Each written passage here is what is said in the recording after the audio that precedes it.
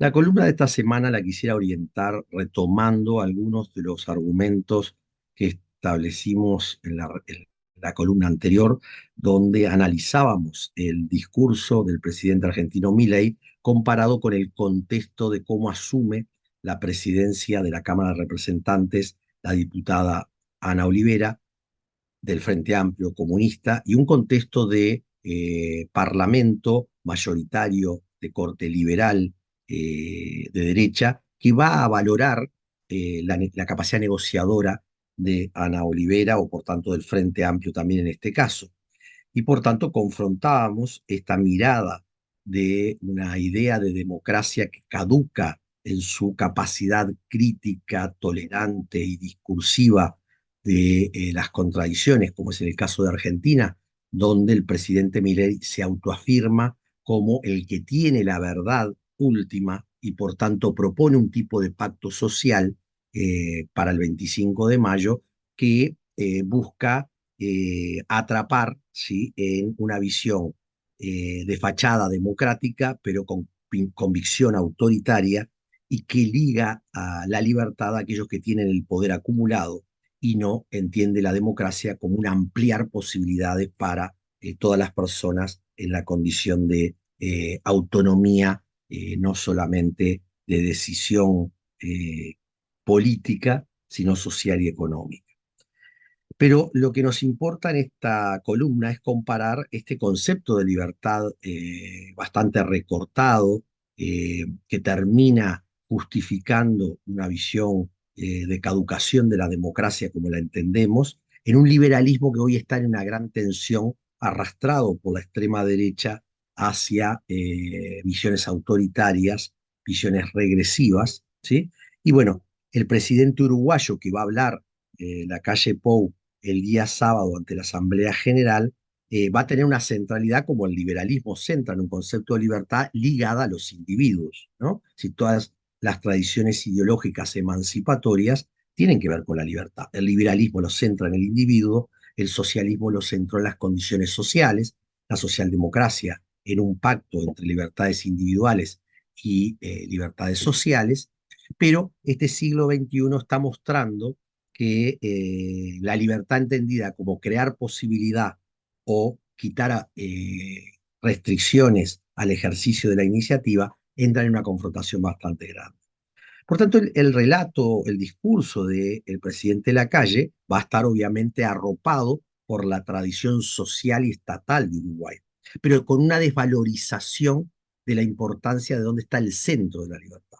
La libertad estaría en el ejercicio de los individuos, estaría en ceder algunas oportunidades por parte del Estado, ¿no? Y entonces, por tanto, ese liberalismo que se transformó en democrático en el siglo, fines del siglo XIX, principios del siglo XX, va a mantenerse como relato, pero poniendo bajo sospecha el ser colectivo, el ser social, no viendo que hay una dimensión de libertad en este sentido. Y entonces parecería ser que este relato que se aflaca, que se angosta a nivel regional y global de ese liberalismo que constituyó las democracias que hoy conocemos políticas, ¿sí?, que son cuestionadas por la izquierda en cuanto a cómo avanzan o no en libertades sociales y económicas, y que hoy están siendo arrastradas por estas extremas derechas, por estas derechas y por estos ultraliberales que quieren volver a una idea primigenia de entender la libertad como la apropiación, es decir, no como la construcción social en la libertad de pluralidad de visiones, ¿no? Es decir, por tanto, eh, parece importante entender que el relato de la calle Pou, por un lado, tendió a reivindicar acciones que no logran su objetivo concretar, tanto de que si la libertad es tener vivienda, y se hicieron muy pocas viviendas, si la libertad es reforma educativa, pero esta no logró el diálogo con los educadores, si la libertad es movilidad de capacidad de desarrollo para salirse de situaciones de cómo transitar la salida a la privación de libertad, parece claro que el past dependence positivo que tuvo del progresismo permitió generar ciertas políticas. Y también las constantes que no pudo trastocar el progresismo y que aumentaron las personas en calle, las personas en las cárceles, la pobreza en determinados sectores, la informalidad laboral, aunque creció el empleo, creció en informalidad,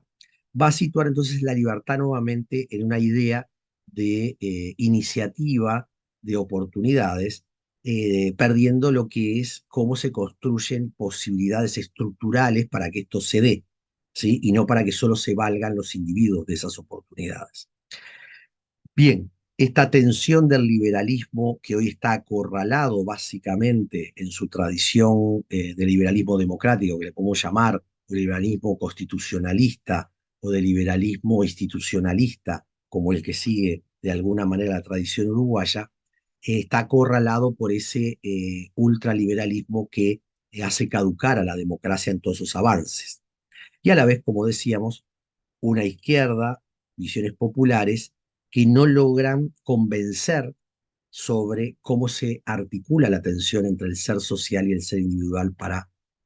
construir una libertad equitativa en igualdad y no en una desigualdad estructural como la que parecería ser se está instalando en Argentina y que levemente, suavemente, difuminadamente puede darse también en Uruguay, donde se ha estigmatizado la pobreza, como dice la economista Andrea Vigori. Quizás sea bueno poder identificar dónde se produce la libertad para el liberalismo. La libertad parece que se produce en el mercado. Más allá que el liberalismo político corrigió esto de alguna manera dando condiciones institucionales, que es la que todavía en Uruguay se reivindican,